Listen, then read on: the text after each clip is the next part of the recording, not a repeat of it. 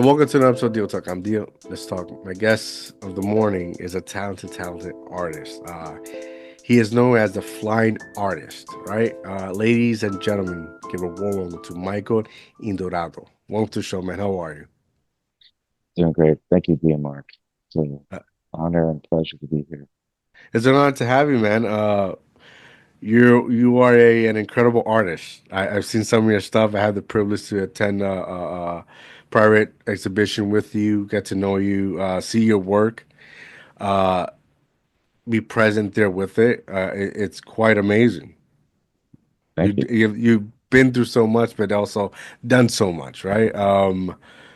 I guess my first question is, what inspired you to become an artist? Oh, I- I mean, that's a long story in itself, right? Where did we start? Um, so I was just born to do this. At a very early age, I discovered this talent, and every time that I try to kind of veer off in other directions, I end up with a paintbrush in my hand and everything falling apart, and trying to figure out, you know, what just happened. Here I am back to the art, Mhm. right? That I mentioned in your notes that you started drawing in kindergarten. That's what like initially started everything for you. yeah, yeah. Actually, it was I was going to get my art supplies and school supplies for kindergarten with my mom, and I remember walking into the Five and Dime, and the only thing I cared about was getting that art smock and my paintbrushes and stuff. I didn't care about the other supplies I needed for school. So something in me just told me, "Oh, you're an artist. You're meant to be an artist." And I'm in. I remember my first art class, kindergarten. My art teacher says, "Okay, kids, we're gonna draw this line, like a circular figure eight line. It just kept going, and then eventually came back to itself. So it looked like this big bowl of spaghetti, loose spaghetti. And okay, now it's time to fill in the spaces between with the color." And I was hooked. I just that's been my style ever since till now. Awesome. Do you remember the first like I guess drawing or art you made at a now at a mature age and the like at a mature age that like helped you realize, man, this is I'm really gonna do this. From this point on, this point forward, there's no turning back. Jeez. Well, my earliest one that I can remember is being in second grade, and I sat there, and when you're young, you copy. So Hmm. I was copying out of a book, a dinosaur book, and I'm kind of flipping through, and I'm like, which dinosaur skull should I draw? And I remember looking through it and started to copy one of them that I liked, and then Mm. I realized, wait a minute, this doesn't look anything like the one I'm drawing that I'm looking Mm. at. And then I flip back a couple of pages, and it's that picture that I'm drawing. That drawing, it had shading in it, all the proportions are right. My teacher said, "Oh my God, we got to frame this thing. Hmm. This is special." So right there at that young age, I knew that there was talent, um, because my teacher, uh, I had some teachers in life that were important and made a Yeah, difference. My kindergarten influential in your teacher, life. yeah. And I When actually, you I'm yeah, sorry, no, go ahead, go ahead. I actually became a teacher eventually, and Oh, nice. That's inspired other. awesome. Yeah. So, How long did you do that for? Or do you uh, still do it continuously? I mean, I think that all artists are teachers on some Mm. level, all creatives, because teaching is about inspiring more than just relaying knowledge, especially as an artist, an art teacher, the arts. Um, and I did it for about 20 years. And Oh, like I wow. said before, I ended up with a paintbrush in my hands and wait a minute. what happened here? Uh, you know, our path sometimes changes, and we're Yeah, reminded that wait a minute, you're meant to do something else. You know, yeah. so I You ended invested, up you college. invested your time helping Yeah, the new generation, but you had to go back to what you love the most. somehow, some way, I end up at that place in front of that canvas. What, Wow, this is what I'm meant to do. that's beautiful. Now you went obviously you went to college to get better your skill set. Like, was it like for your parents, right? Because you know, old school, right? Have always this mentality of like the struggling artist. You know, you should be a lawyer, you should be a doctor, an accountant, right? Was that was that any an issue like an issue when you like told your parents or somebody you looked up to that you wanted to go to art school? I didn't actually go to art school. I went to a regular college in New Jersey and majored in graphic design. Okay. My parents, I was the first uh, person in my family to actually go to college. Wow. So it was a different dynamic for me. They actually said, why are you going to college? you know, what, just get a job and go work. But I had to go learn. I learned a lot of things in college. Um, Photoshop was introduced to me. Uh, Computers were just coming around Yeah. when I was doing graphic design. It was like it was paste up. It was like cutting paper and pasting Yeah. it on the board. And computers were just coming in. So I was in on the ground floor with all that. And I'm grateful because I use those skills now, both sides, the Yeah. old Yeah. school and the new school. And I apply it to my painting. And it's a great time because, majority of those softwares were free. Now you got to pay a monthly fee for them, right? Oh yeah, it's So it crazy. was a good time. Yeah. Uh, I was reading in your notes that you were also a All-American wrestler, which is I think is super cool as a wrestling entertainment, but also Olympic wrestling fanatic. Yeah, it's more of the Olympic side. I Yeah, wasn't like, you know, flying off the third buckle. Hulk Hogan type of thing. I was more, grit and really go at it. Which is now MMA. Yeah. But wrestling was an art form for me also. Right? I turned uh, this struggle or movement, Mhm. and I thought to myself, how can I apply that to my painting? So I made this contraption where I fly around. Now the contraption is called the Spindorado. Uh, Nice. Yeah. that's a funny story. I got that name, but so I'm flying around, right? And I feel like I'm moving. Well, I am moving, and I'm throwing paint, and I'm wrestling with the canvas. Oh, So beautiful. bringing the wrestling of my youth to my life as an artist now is pivotal for me. And it's like it's important. It connected the two worlds, and I didn't expect it. Originally, I just didn't want to step on big canvases as I painted Yeah. Yeah. and float What around. would you say like wrestling helped or aided in a way to your creativity as an artist? Like for like example, like for me, like I did jujitsu.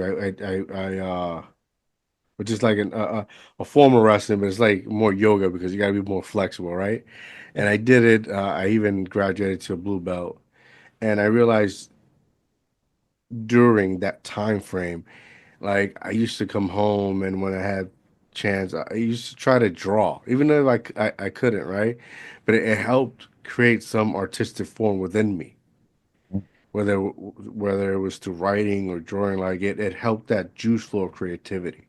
Was sure. that the same, almost the same experience that wrestling aided you with? Sure. When when you're dealing with jujitsu or wrestling, I've dabbled in it also. It's awesome. Um, you're basically interacting with an unknown uh, movement. You know, your opponent is Yeah. moving in a way that you don't predict, or maybe you do predict. You know, but you're dealing with like an unknown element, right? So what when I paint, I'm throwing paint and things happen on the canvas that I go in just not really. I let the subconscious create the paintings. I don't go in usually with any of my, even my drawings. I don't go in knowing per se consciously what I'm creating. I'm just filling the space between the lines. So when I'm throwing lines, it's kind of like this unknown element. I'm wrestling with uh, forces that are coming at me and trying to make sense of it. You know, that's the best I could say about that. They go hand in hand. Yeah. That's awesome. And this is where like you in near future you created this contraption and where like you're wrestling with the area, you're gliding as well, painting over, which I find unique, right? And different. Can you talk about a little bit of what it inspired you to create such a different aspect of art because it's different. I've never seen somebody do it, right? And you just flow. I've seen videos that you're just flowing through that air and just painting, absorbing everything you're creating on the canvas. It's like it initially I made it so I wouldn't step on the painting. I Yeah, like to work large, and I like to drip paint and let things happen. But it turns out that I ended up bringing it out to the public, you know, and it became a performance. So people are walking by and they're like, "What? Whoa, what's that?" So it's performance art and a tool that I actually use to paint. And when I'm in public uh, painting, I paint different than when I'm, you know, in studio or in a park somewhere alone and working on a piece. I'm I'm moving and I'm dripping and it, you know, ends up looking like Pollock, chaos. And because I have to, I notice that if I don't do that, then the crowd wonders what the heck this thing is because I'm just sitting, you know, sitting still, doing very yeah, little. But when I'm not alone uh, in studio, I take my time and I could actually fall asleep on it, which is kind of fun because it's like this lucid dream state of creating. yeah. So I shared on our screen for those listening via podcast. I pulled up a screen with a video from his Instagram. That's Indorato Studio on Instagram, and it's showing his technique and how he uses it, and it gives examples on and one painting on a canvas, which is it's beautiful, right? Because it shows the finish. Oh, damn! Look at that. That's beautiful. Do you get like when you first started this? What was the feedback like? Because it's so unique. It's so different. It's so unexpected, right? Yeah, yeah. It It is. was like, whoa, what's going on over here? Because they Yeah. basically saw me floating around. There were just, I was at an art show up in Massachusetts back in 2013. That's when I built the thing. And I had it in my mind and I just built it and said, all right, let's see what happens. And Look at that. people were amazed. You know, they were like, what? But then I was just doing detail work. I wasn't flying per se. That's the original. If you go to my website, you'll see that I have the Times Square thing where I hover instead of like float up in the air, like Hmm. um, and it's kind of as a performance piece, it's a one trick pony. You know, Correct. it's like wow, that's cool, but then all right, that's it. You know, it's done. It's more useful as a tool for me. Like I said, to float and get a bird's eye view and close up easily, quickly, work flat, which is important with drips and so on. Yeah, so you're here on your website, and there's a mini video um, here that shows and more, I guess, natural in your habitat, creating a live. Look at that. Yeah, yeah. It's just I floating. stayed at one level in Yeah. the original design. Um, I made these three huge butterflies in Times Square. I had 4 hours to perform there, and my fan page on Facebook went up to like 100K. You know, like overnight. It was Oh really cool. wow. Yeah. I mean, but It's that's it's beautiful. It's so unique. Are you doing like three paintings in one in this video? yes, yes. That's Whoa. another great element about this. It's 360. So I can work on multiple paintings. I wonder how do you like in this instant, right? In the video, you're doing three paintings at one time. Like, how does like how do you know like in this canvas you're doing one thing, the other one you're doing one thing, and the other one you're doing another thing, and then doing it at the same time and not messing it up. I mean, even though art Yeah, is messing it up and creating something out of the mess, right? yeah, sure, sure. It's back to the wrestling and martial arts aspect. It's like you go with the flow. You know, when your opponent comes at you, you use their force to uh, take them down or win. You know, so it's the same thing with the art. If a line ends up in a place where you may not want it, it wants to be something else. You go with it. You know, just go in another direction. It's flowing. That's amazing. Oh, we got here also that the mini house you build, right? I want to touch a little base on this, but since it's a segue, we're on your website. It's a segue. I wanna, man, you've been through a journey. Absolutely.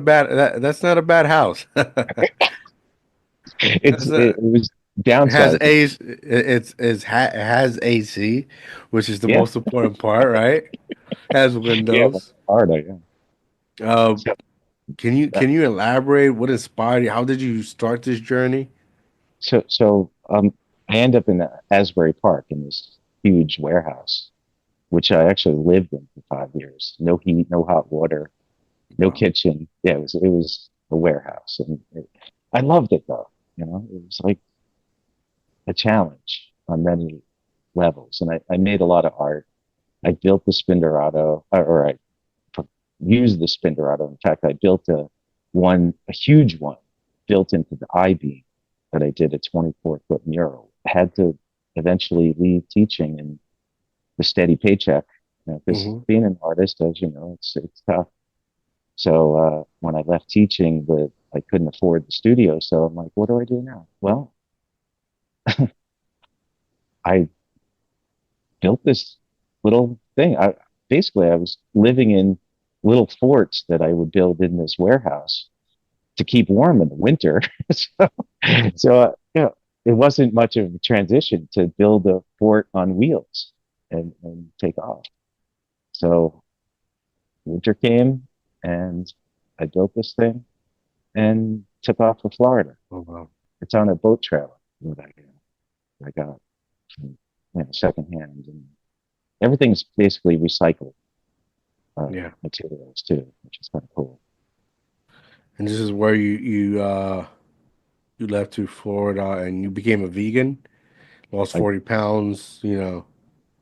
I I, I didn't have a fridge in the thing, so I Mm, had to not eat things that would, go bad quickly. yeah, yeah. That was one of it. Plus, you save money when you eat all vegetables and stuff. And down in Florida, they have these great like outdoor vegetable stands and stuff. So I How long were you in Florida? I would be a snowbird. I'd come up during the summer, stay down Mhm. 6 months. I'd actually more than just the summer. I'd end up down there for 6 months. Wow. I'm sorry, winter. I would go down there, come back up to Jersey for the summer. And And now you've been officially over here since then, since yeah, yeah, that kind of ended. when COVID hit. I was actually down in Florida, um, and like, oh, what's going on? Obviously, the whole Mm. world changed. But when I ended up back up north, I didn't end up going back for the winter, so just stayed up here. And I didn't have a studio anymore, which sucked, you know. So I focused on drawing and digital. Uh, uh, on the Instagram and Facebook, you'll see like over 1,000 pictures, and a lot of them are drawings and digital. Yeah, I, So, I I I had the honor of being invited to the veteran exhibition you did and see those the amazing work you did with your partner Paul, right?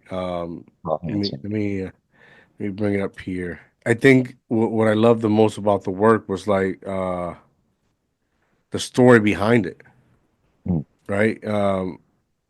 And where like usually you see these artists create these amazing canvases of amazing work of art, but they don't have a story behind it, and yet this one did. Or these, mm. uh, like I think it was three, right? Yeah, three paintings. Top, just basically, Paul and I did a show, and it had 140 paintings in it. Uh, we worked collaboratively on basically almost every painting.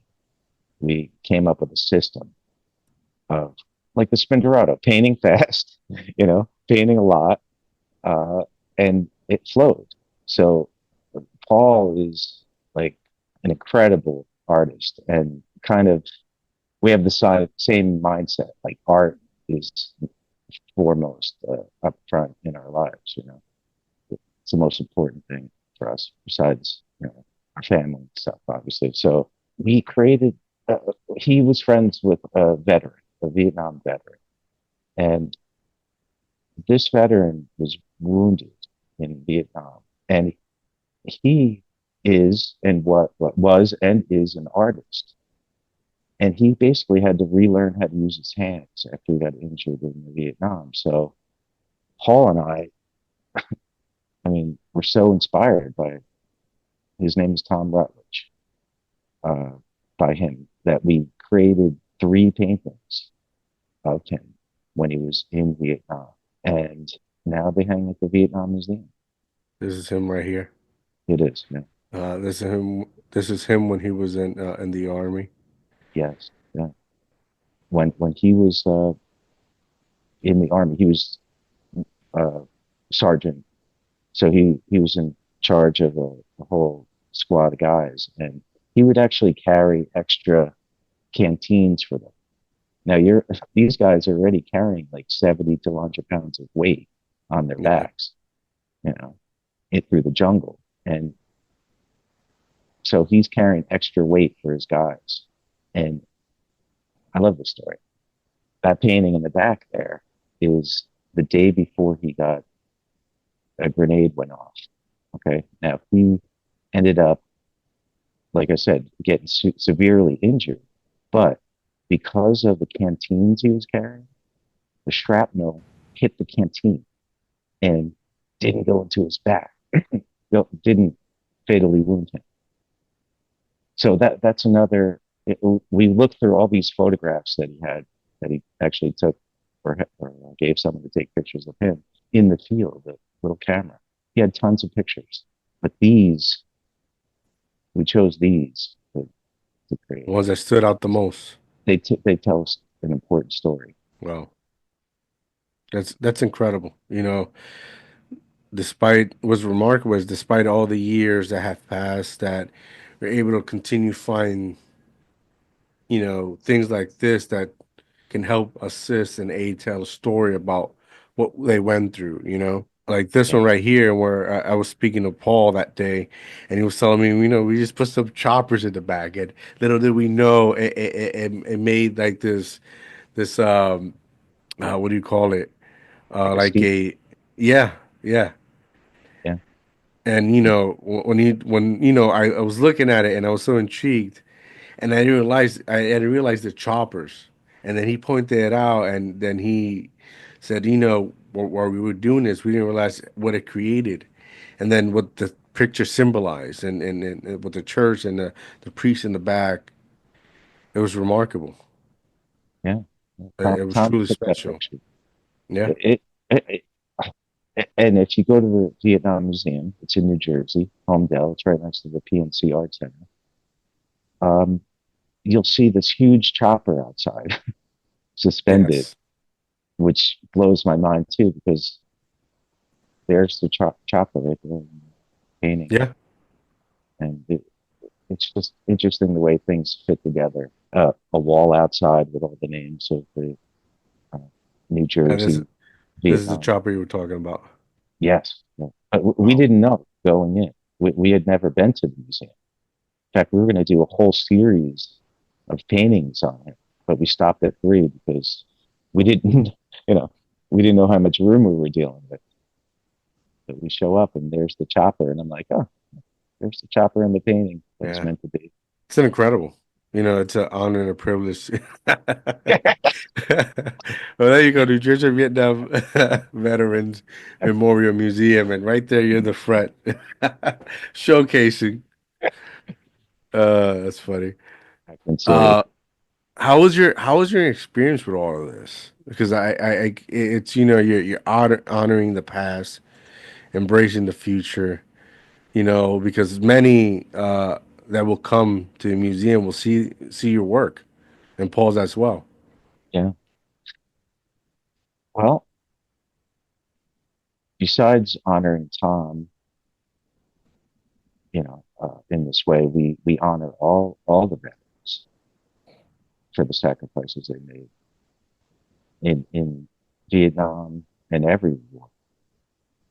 It's like it's important that we don't forget what happened, and hopefully prevent that from happening again. Yeah. Yeah, but just I feel like we needed to do that. Well, I'm into that, and thank you that you did, right? Um, I wanted to ask you because you mentioned it briefly when we met in person at that private exhibition, and where you were talking about your style and something you've been working on this for years, and it's so unique and different. I would like for you to at least touch a little bit on it, on what you've been doing for the last couple of years, especially what you did with these paintings for the memorial of Vietnam veterans. Okay. My style started in kindergarten, and I just knew that that was my style even then.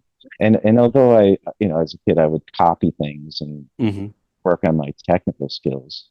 You know, I don't just do abstract. I could do realism also styles. But through the years, uh, I would experiment with different techniques and still keeping that infinite line. That's what I call it. That figure eight style. That and just see what it can become. It's kind of like this abstract shape it ends up being, and each one's unique. Every time you scribble on a piece of paper, there's no two that are alike. And filling in the spaces between, I realize that it, and making it a subject matter, um, that's kind of life. You know? We live in this. It it seems linear, but when you look back, you're like, wow, it makes sense when you look back. You know, you don't know Yeah. where you are, or where you're going necessarily, or where you are even. You know, but when you look back, you say, wow, that fit together, right? So uh, in a way that makes sense. So it's like making sense of chaos, Mm. and right. Uh, but so war is chaos. You know? So when well, Paul and I, when we did these paintings, we tried to capture that chaos and the war, on a deeper abstract level in the work. And I think we have. If you stare at them, there's dragons in there and all kinds of, monsters basically hidden in the bush there, which was what it was probably like over there from the stories that I hear from veterans. And I mean, back to developing further the style that I embarked on, um, or it was given to me actually from my teacher, kindergarten. Um, I learned how to embed images in the paint. So we took the photographs and we actually embedded them in the painting. So you see, we would do the painting first and then embed the image on top using epoxy and Hmm. technique that I discovered. Um, and you see through the image into the painting. So they merge and then you paint on top of it. So it becomes like a collage type of effect, which is, well, I put not these paintings, but some a lot of my other work recently. Um, I put screen, like a house screen in the back of underneath the epoxy and embed images on top. So you're seeing moire patterns and all kinds of cool effects. And Nice. again, what it's like, what's gonna you throw things down and things happen and you interact with them. It's kind of like a dance, of the mind, of the senses of your vision. And with the Spinderato involved, it just adds a whole other level to all that. That's beautiful. That's beautiful when you put it that way. It's so much poetic in a sense, right? Like, and what I love about you is that like I've met artists, right, in this transition of doing the podcast and meeting people. I met numerous artists, and like they always have that anger, frustration as an artist, but you're like more like embracive, going with the flow. Like every detail is it's equally beautiful as the other. Like everything's it's just it's like a winter breeze or summer breeze, just going with the flow and you can see that in your artwork. I see it in scrolling through your Instagram page and there's a bunch of like there's the one with the Medusa. There's the Pegasus, right? Or unicorn wings. I don't, for either one, right? Um, and then this one with like a skull. Like it's so interdimensional, right? For lack of a word, but yet I don't know. It's just you want to sink into the painting. It just calls your attention. Usually I've gone to these galleries and like it's like the movies. It's like trying to define what is this. It's like the artist who took duct tape and a banana and just and sold it for fucking $1 million, right? But it's here. It's like it's actually art. It's more than entertainment. It's in depth. Like I don't know. I'm just trying to put words together to try to describe how it makes me feel. I'm not doing a great job, but all I'm trying to say is it's amazing what you've been doing all these years and when you continue to do. So kudos to you. I appreciate that, Stephen. And you did a great job explaining it. Because to tell you the truth, I think every artist is trying to reach that place where the the, the paint and the canvas and the physical materials transcend. They become Hmm. more than the sum of their parts. And music too. Like all the arts, dance. So every poet, the greats always transcend the words written on the page or the sounds coming out of the speaker. It moves you. And I think that's the Yeah. goal of every art. So for you to say that, I really appreciate that. Most welcome. Most welcome. Is there a particular like you've done amazing work? Is there a particular canvas, a work of art you have created that always calls your attention? And where like you just you just go back at it, and as an artist, right? You can sit there and just absorb from time to time. Oh, absolutely. In fact, I've like spewed art, you know, digital painting, drawing, whatever. You know, it's just. But every once in a while, one comes along that's just like defines where you're at, Yeah. and better than all the rest. And one, I mean, there's been a few through the years, but one in particular is and it actually kick-started my, let's say, quote unquote, professional level of art was when I stopped going to college back in the day. I didn't even graduate.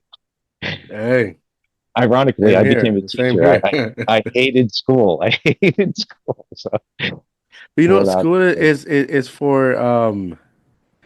You know how when you're a kid, they tell you to draw inside the lines, Sure, yeah. right? Not everyone can do that. Some of us, and I put myself in that because school is not for me.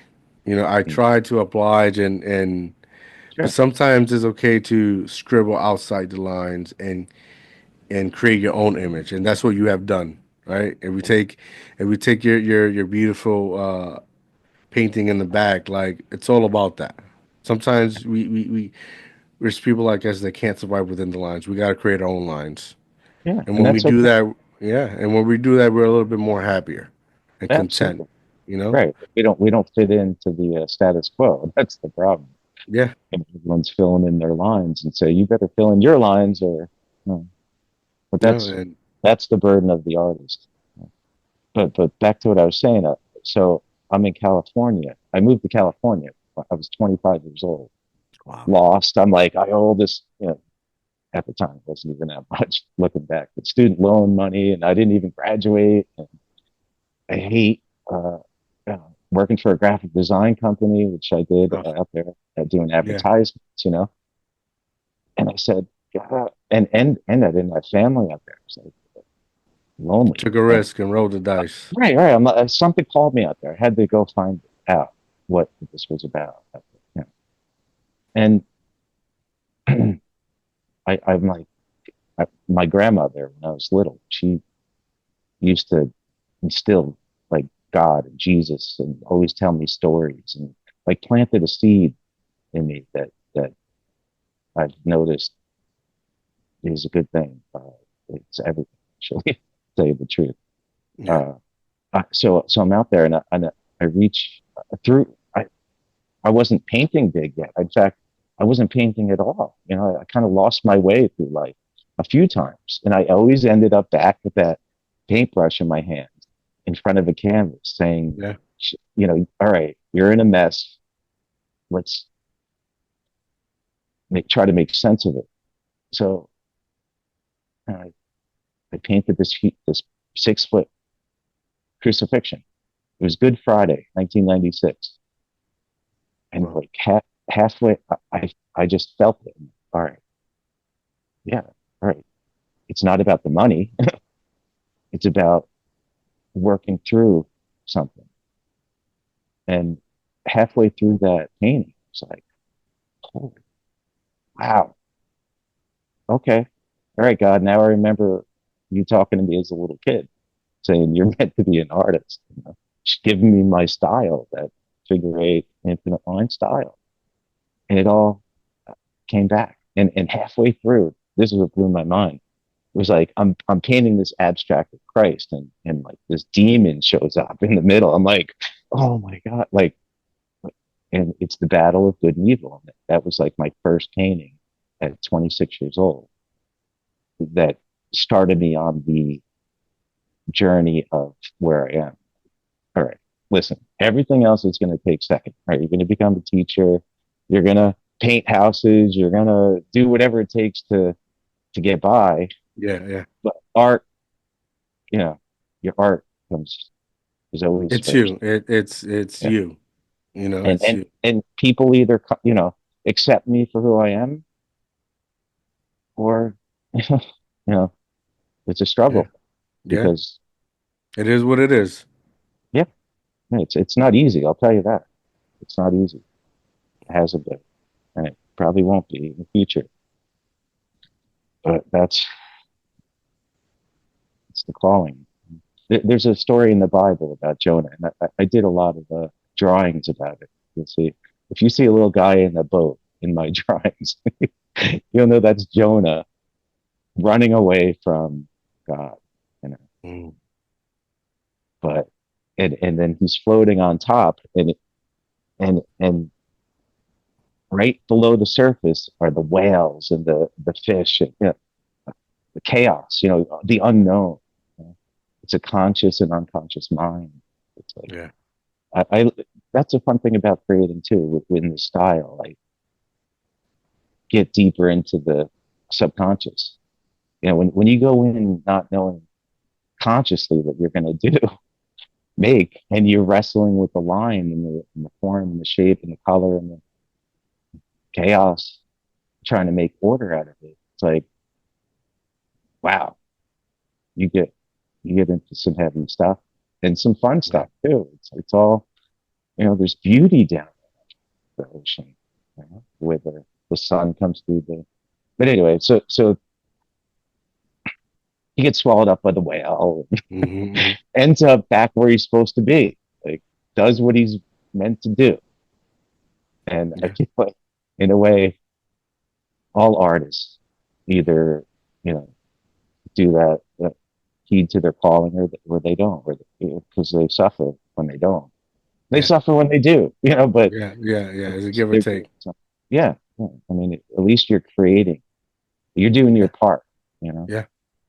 I mean, it's difficult in that sense because when you don't fully understand, and this happens, when you're 25, even when you're 25, you're even when you're at your 30s, you don't fully understand what your calling is, and then you have individuals in life and try to preach to you and tell you, and that's fine. You need that, but it's like you don't understand, and sometimes you need to because that's what helps you connect and understand better your calling Sure. you Sure. know and at times we need to go through this life adventures, this journey to able to appreciate and finally understand how to identify what is our calling and how can we use it for Hmm. Yeah, I agree. I mean, like it's just seeking. yeah. And hearing you talk, you remind me of one of my favorite paintings, and where I don't know the name, right? I just saw it on Instagram and I reposted it on my page, right? And it's somewhere around the globe, and where there's a painting and where it's the devil and a regular human, and they're playing chess, right? And the concept of the painting is that they're playing for the guy's soul, and in the painting it appears that the devil's winning. Hmm. And after all these years, that was the concept. Until one day, this chess enthusiast, right? Who's I don't know who his name is. He's worldly known for playing chess. He's very good at it, right? And he passes the painting, and going through the walking the museum exhibition, right? And he stays looking at the painting, and he says to whoever's coordinating, the person who walks you through the museum, right? Says he has one more move, right? So all this time, you they lived that painting as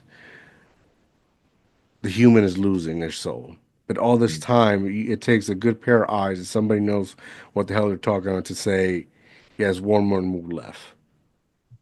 And it became my favorite because it's like doesn't matter, what circumstances in life you're going through, right? Whatever predicament, whatever situation you're in, if you know your place in life, you know where you're at, and you're conscious of that, then you have, one more move to make a decision, to create a possibility. And I highly believe that because I'm living proof of that.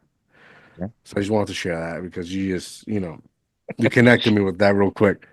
that's awesome. I agree. And, it might not be up until that last move that you discover, your calling. Yeah, Yeah, it's never too late, man. Yeah, to I agree. to reflect in because you really have to look inside. Most, I'd say it, it's sad, but like a lot of people are so obsessed with what's outside, the looks and status, whatever it is. We're trying to impress others, but the only way to really find happiness, you know, is to look in and see and look past all the bad too. That's the Yeah, other. yeah. We all fuck up Oh, along definitely, the way. We do definitely. all kinds of things that are bad, but you have to look down into the soul and say, you know what, it's going to be all right. Yeah, We're you got uh, to you got to go through it. You got to go through it. You can't, yeah, you gotta in some way or form you gotta breathe or suffer that fuck up, whatever you go through. But then right, you have to go through it in order to reach that point. And we're like everything at some point in life, everything will pass. yeah. You It, know, it will. It will either way. You just if you have God on your side, I'm you know, into that. Lord and Savior, Jesus King. absolutely. Um, one last question before we go, man. What's next? What are you looking for doing? What's on your agenda? Anything you want to explore? I mean, you've had an adventure so far, right? Very few like can say that, you know what, I'm getting in my car, I built this little shed. I'm going to travel and I'm Yeah, gonna still do what I love. And I'm gonna make it work. Like you have an invention itself. That's a book right there. A lot of, looking at your notes, hearing your story, a lot of artists will sit there and just suffer their surroundings, right? But you choose to not knowingly, right? Just to go on an adventure, see what's out there, embrace embrace your artistic features, but live through them. And you're not just scribbling and designing something on the canvas. You're also doing it with your life, and you have stories, right? Like when I first met you, uh, you had this beautiful lady, red hair, with you with a beautiful dress, and you told her I'm going to be on a podcast, and she asked what we were talking about. Let's talk about a story, and she quickly laughed like, "Well, that's a long story," So like, she knows it's me. yeah, so like, you didn't just sit there and paint. You sat there and paint, but you also lived. And I think that's a gift in itself because not everyone can do that. Or not everyone wants to do that. Yeah, So, whether good or bad, man, like it was a good journey so far. yeah. So far, right? Uh, I don't know where I'm headed, but then again, I didn't know where I was headed at every step of the way. I just went with my gut, you know. I'm confronted with this spot in the infinite line uh, piece. What am I going to color that color? And Yeah. then when you step back, you see the whole. You see the all the colors melting together into something that makes sense. So uh, I've been working on taking all the digital work. I mean, I've had it made hundreds of paintings, drawings, physical drawings, but then I scan them into the computer and I actually make a digital. There's no the original is nothing like the final product. In other words, so I have all these digital art, and I I think the NFT Mhm. blockchain is going to be you know something that is a future for me. Um, so I'm kind of focusing on that right now. Got it. I have a OpenSea uh, site up with some NFTs on it. And yeah, I mean, we live in a digital world, and it's just going to keep getting more and more digital. And at first, it took me a while to really wrap my head around NFTs, non-fungible tokens. Yeah. Um, Basically, when you have, the digital world, how do you know in a million copies of a JPEG, it's on everyone's desktop or whatever as a screensaver, but like who owns the original? Like Yeah. it solidifies original an original owner in the blockchain. Yeah. And like musicians are recording their stuff and putting it on the blockchain that way. You Hmm. can basically make anything an NFT. So that's where I'm at right now. Since I lost my studio in Asbury, I had this huge studio and I've been floating around. I perform outside. Uh, I find a little nook somewhere and paint in the woods, but I would like to get a studio again. I feel like if Yeah. I had like a Home Depot sized studio, I would create huge paintings. And so that's my long term goal. But for now, it is what it is. Hey, Making do with what I have. So, best of luck to you, man. And thanks. I think Appreciate that's a great idea. I would say, always keep the original. I'm a big physical guy. Like that physical one day will come very in handy. Especially now that like everything's digital. Uh, and art is something always evolving, always going up in value, right? And I think it. Okay. your work speaks for itself. So, best luck to you, man, and keep pushing. Uh, just a little side note, but well, an important addition to what we're talking about. It's a double-edged sword, right? Like most Yeah, things in life, the digital world. yeah. You have AI making art that like blows your mind, you know? And I'm like, oh boy, like what, so many things discourage artists to create, and now AI is Hmm. like, how do you compete against AI? It's perfect. I mean, I wouldn't worry that because when you have I tell people all the time, the most perfect thing in life is something imperfect, right? And that's our biggest flaw because we don't know how to realize that. And Mhm. We will. yeah, and our biggest gift once we realize that, right? So AI is always reaching perfect something perfect, and that will burn in itself. Because if Mhm. we as human, right, focus on seeking something perfect, and we drive ourselves crazy. Imagine a machine, right? And Sure. the only way to one day to divide ourselves between AI and ourselves is realizing our imperfect forms, and that's a gift. And that's all I gotta say about that, man. So I ain't worried Actually, about it. I think it's going to be things made by the human hand will Hmm. become more valuable because Yes, of AI. yes. Because people will wake up and say, "Geez, there's something missing." No matter how good it gets, Hmm. the AI, the human soul Hmm. is. So It's that's all. it's it's a time you like everything takes time and dedication. Nothing, everything that's worth it, it's not gonna come easy, right? So when you're creating something, when you're doing something, that effort is key. And now when AI got in, they emerge out of nowhere, right? You could write a document. Everything's so easy that Yeah. we're gonna lose that sense of experience, and one day we're gonna wake up feeling like we need it, and it's no longer Yeah. gonna be there, right? So, Need the process. Yeah, the yeah, process is the goal. is The the goal. key. It is the Yeah. experience. Right.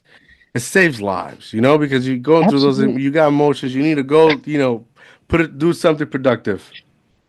It's a paradox. The easier things get, the Yeah, harder they get. Yeah. yeah. It's mind blowing, but we're Um, learning. com- Uh, convenience kills people, bro. I mean, convenience. agreed. Agreed. Sometimes you need to get up and buy them groceries because having it delivered is not good all the time. You need Right. that cardio work, right? I agree. I agree. Michael, it's been an honor speaking to you, man. Thank you for sharing. Thank you for trusting in me. Thank you for coming on the show. Thank you for humbly sharing your story, man. I had a blast. And when you do get your studio, which I'm praying for, and you will receive it, let me know. We'll do it in person interview and we'll chop it up. Cool. I'll put you on the Spinderato for Let's a go. little Oh, bit. yes. Yes, definitely. We'll do it on the Spinderato That'll be awesome. interview. um, Yeah. uh, Before we go, please tell the people where they can find you at. Okay. My website is my last name, Indorato.com. But all my social is Indorato Studio. And but if you go to my website, I have links to everything there, Mhm. including my NFTs. Boom, there you have it, ladies and gentlemen. Make sure you go follow him. Make sure you go check him out. Go buy some of his paintings. They're amazing. Go support him. Go comment and share share your thoughts on his beauty of work. And make sure to go follow me on Instagram at Mr.Transpire10. Go look at, like, and subscribe our YouTube channel, DIOTALK TV. I'm on Facebook, Dio Marking Diaz, and have a great day. I'm out, guys.